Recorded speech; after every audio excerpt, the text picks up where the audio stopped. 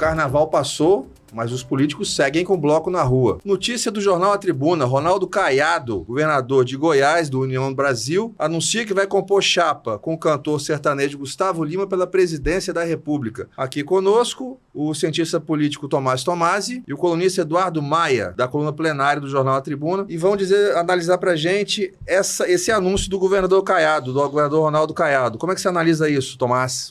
Você que gosta de frases de efeito, Luciano, seria Ronaldo Caiado e você ou Gustavo Lima e você? Fica a critério do... É a primeira pergunta que eu faço, Eduardo, Luciano, mais uma vez é um prazer estar com vocês aqui. Essa é uma notícia impactante para um fim de carnaval, e a primeira análise que eu faço é em relação ao quanto a política ela tem estado dependente das mídias sociais e de personagens que têm um perfil midiático, né? Vale lembrar que recentemente a pesquisa Quest, que saiu no Brasil inteiro, demonstrou em números que Gustavo Lima é um candidato competitivo, algo que muitas pessoas podem se surpreender, achar jocoso ou uma mera brincadeira, mas Gustavo Lima teve 12% dos votos. Para vocês terem ideia, candidato a prefeito de São Paulo com exposição midiática gigantesca, Pablo Marçal, teve menos intenções de votos do que o Gustavo Lima nessa pesquisa. Para além disso, também vale destaque da mesma pesquisa Quest, em que o Gustavo Lima é o candidato mais competitivo nesse momento para enfrentar Luiz Inácio Lula da Silva, presidente da República. Vale sempre dizer, no episódio anterior do nosso podcast, eu fiz essa análise também. Uma pesquisa, ela retrata o momento, ela retrata a imagem daquele momento, e isso estava muito na esteira das primeiras falas de Gustavo Lima em sua intenção de disputar a eleição. Isso pode ter despertado a curiosidade das pessoas e algumas pessoas se manifestarem numa pesquisa como essa simplesmente para brincar com a própria pesquisa. Então, assim, eu olho com olho com respeito, na realidade, porque só pode fazer, eu sempre digo isso, só pode fazer política pública, só pode governar quem tem voto, mas ao mesmo tempo eu olho para esse resultado ainda um pouco incrédulo, esperando essa disputa eleitoral, que ainda falta 1 ano e meio para iniciar, ela ser melhor decantada e a gente poder entender um pouco mais desse cenário.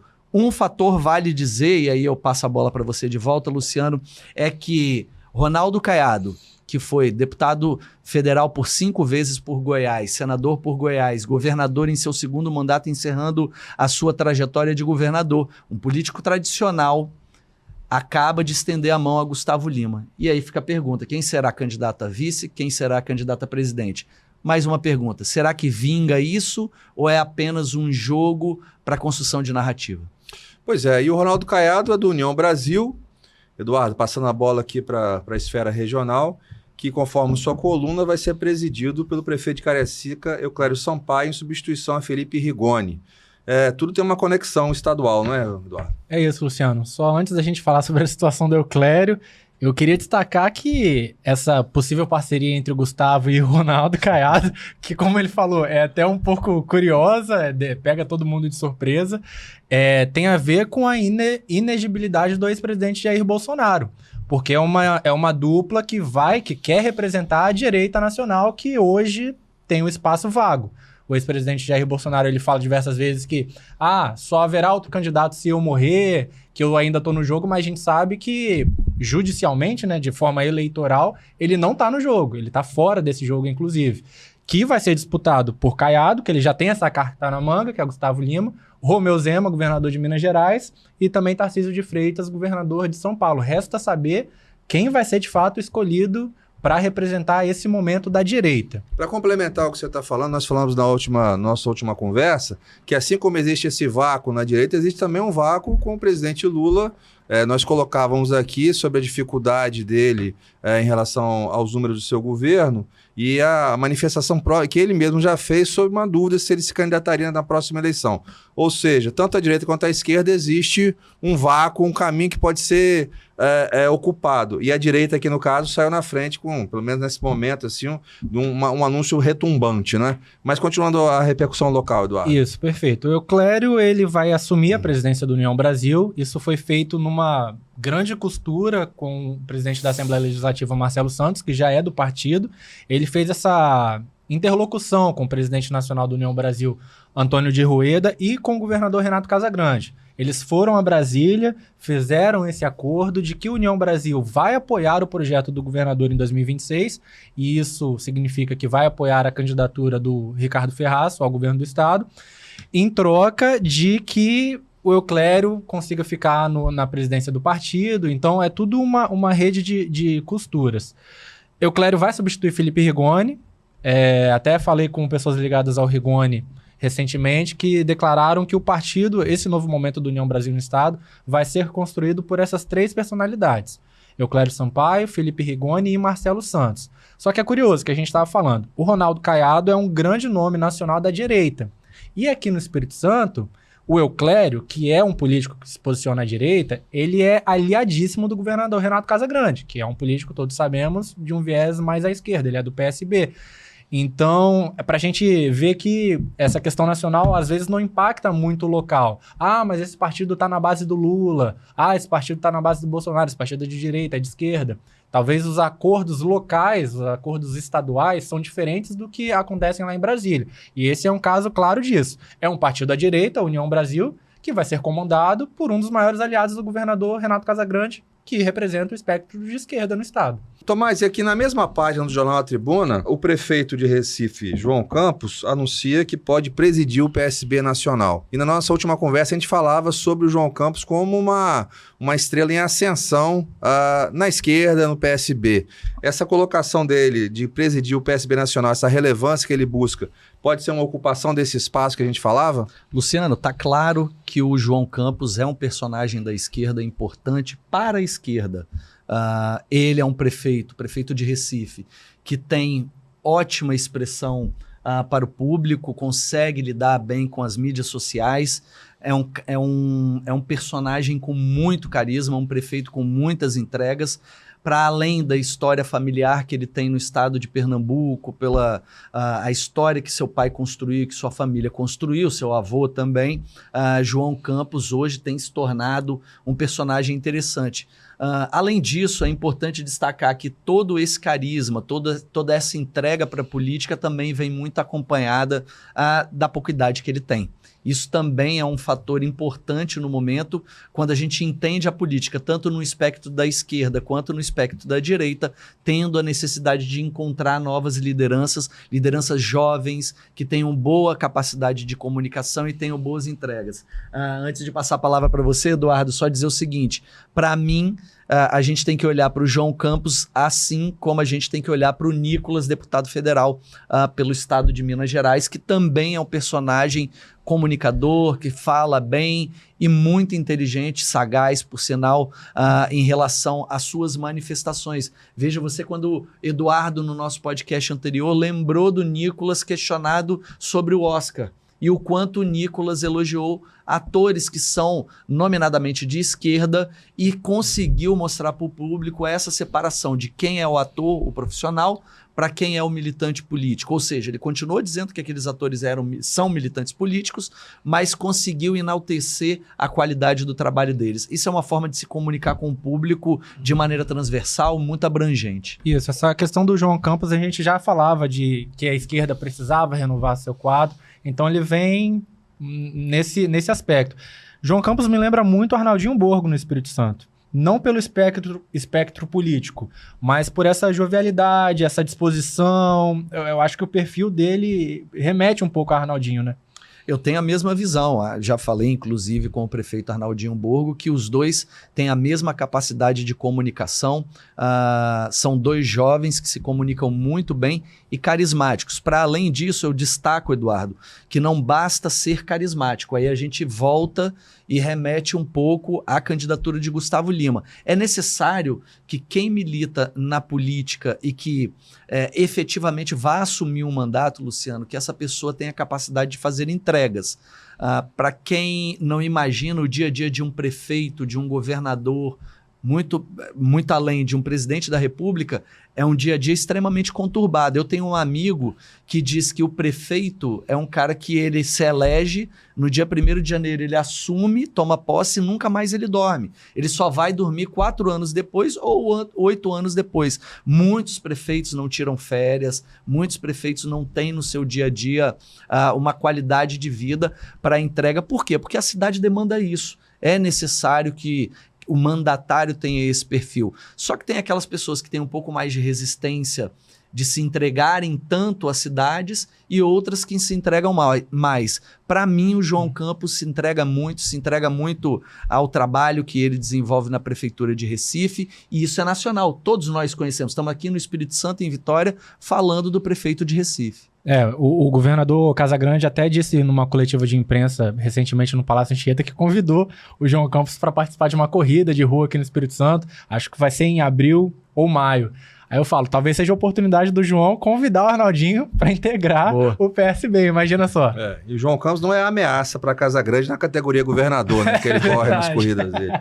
Mas eu tenho um ponto, Tomás, assim, que eu vejo, eu não sei se é motivo de preocupação ou é um motivo de se festejar a flexibilidade da democracia, flexibilidade no bom sentido, quando eu vejo assim uma espetacularização.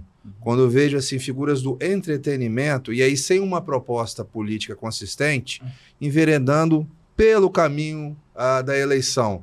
Talvez por vaidade e menos por um projeto político próprio. Será que o eleitor, isso é uma demanda do eleitorado que cobra um pouco mais de emoção, de espetacularização na política? Até que ponto isso é um problema? Olha, para mim esse é um grande problema e você tocou numa grande ferida. E você usa uma expressão que eu uso sempre, a espetacularização da política. Essa espetacularização, ela é absurda, ela não contribui, mas isso não é impeditivo para que nós tenhamos personagens que sejam conhecidos do grande público. Mas vale dizer que, por exemplo, dentro desse... Vamos tentar fugir um pouco do nosso cenário local e até mesmo nacional. Se a gente olhar para a grande crise mundial que tem no momento, que é a guerra da invasão da Ucrânia, a invasão da Rússia à Ucrânia, o presidente Zelensky, ele é fruto da espetacularização. Isso. Vocês devem saber Exatamente. disso. Ele é um ator que fez uma série na Ucrânia que ficou muito famosa, em que ele representava de forma jocosa um presidente e se tornou o presidente da Ucrânia. Isso não foi impeditivo para ele desempenhar a liderança que ele tem desempenhado hoje, não é sobre essa perspectiva que eu estou trazendo a nossa conversa. Eu estou trazendo apenas para dizer que isso está incorporado no mundo como um todo, né? A gente vê personagens que estão muito mais afeitos à mídia, ocupando espaço de poder, como Elon Musk nos Estados Unidos, que agora é secretário de Donald Trump, secretário para o público em geral entender que é o mesmo cargo de ministro para o nosso sistema brasileiro.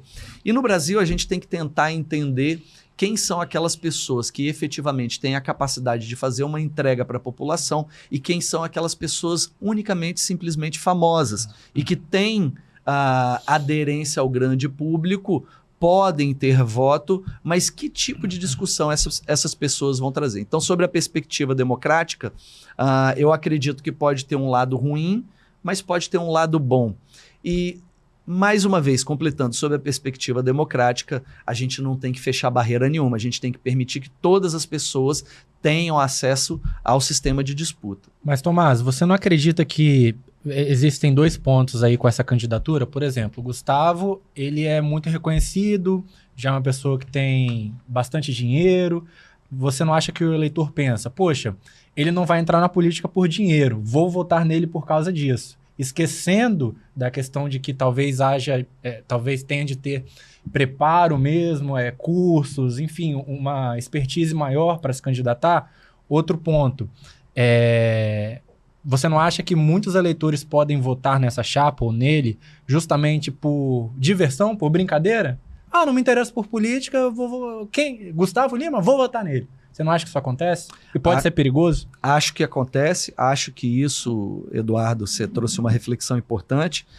Isso tem um impacto muito forte no poder legislativo. A gente pode lembrar de Tiririca, que é a votação que ele teve, quantos foram os deputados que no sistema proporcional foram carregados por Tiririca. E eu trago, Luciano, talvez você lembre bem, de Enéas Carneiro, que pelo Prona foi candidato por São Paulo. Eu acho que o primeiro grande fenômeno do nosso sistema proporcional atual. Enéas teve, se eu não me engano, eu posso estar errando o número, mas quem está nos assistindo vai me perdoar, mas a ideia ela é correta. O Enéas lançou 5 candidatos a deputado federal e a chapa dele tinha vaga para 6. Chegou a ter um candidato a deputado que fez menos de 50 votos, ou seja, um cidadão de São Paulo que consegue chegar ao Congresso Nacional, a Câmara Federal, se torna deputado federal, um cargo importantíssimo do nosso país, com menos de 50 votos e pelo estado, maior estado do Brasil, o estado economicamente mais forte. Para além disso, Eduardo, eu trago uma outra reflexão do que você falou. Vamos esquecer o Gustavo Lima, tá? Vamos esquecer o Gustavo Lima. Vamos falar de personagens que sejam bem prósperos na sua vida privada, grandes empresários, artistas e que são ricos. Esses personagens, eles podem ter boas intenções, mas existem aquelas pessoas que são ricas e que a intenção não é por mais dinheiro, e sim por poder. E aí fica aquela questão, tem uma série chamada House of Cards, e eu recomendo para quem está nos assistindo assistir House of Cards. Fala muito da política e do Congresso americano. E o Frank Underwood, que é o personagem principal de House of Cards, e ele inaugura também para cinematografia, para séries, a dinâmica de ser aquele personagem que está num diálogo, vira para a câmera e começa a conversar com o público. Sim.